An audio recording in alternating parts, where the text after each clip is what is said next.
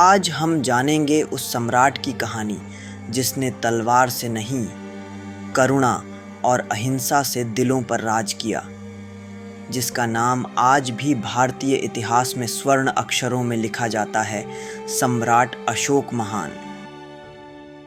लगभग 3300 साल पहले मौर्य साम्राज्य का एक राजकुमार था, तेजस्वी, साहसी और बुद्धिमान।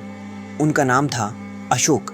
बचपन से ही उन्होंने युद्ध कला, राजनीति और धर्म का गहन अध्ययन किया।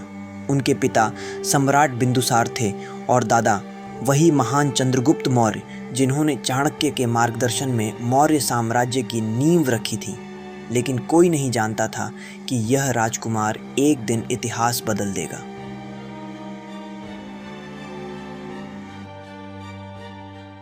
सम्राट बनने के बाद अशोक ने कई युद्ध लड़े, लेकिन सबसे बड़ा और भयानक युद्ध था कलिंग युद्ध। इस युद्ध में लाखों लोग मारे गए, जमीन लहू से लाल हो गई, रोते बिलखते बच्चे, जलते घर।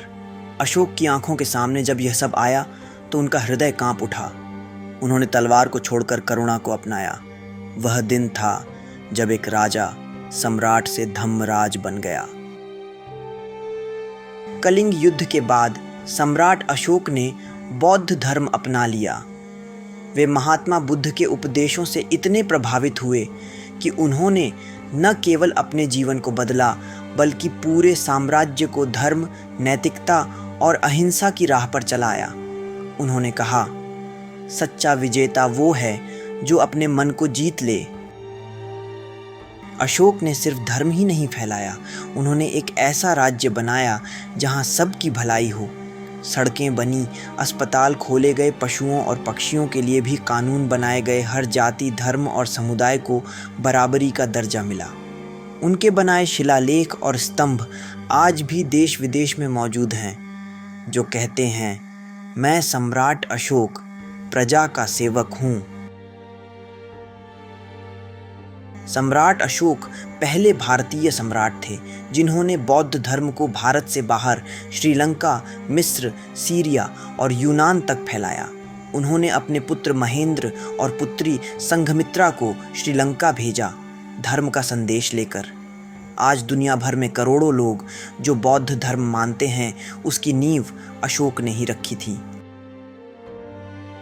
आज भारत के झंडे में जो अशोक चक्र है, वो भी उनकी ही देन है, जो धर्म, नीति, कर्म और चक्रवात की गति का प्रतीक है।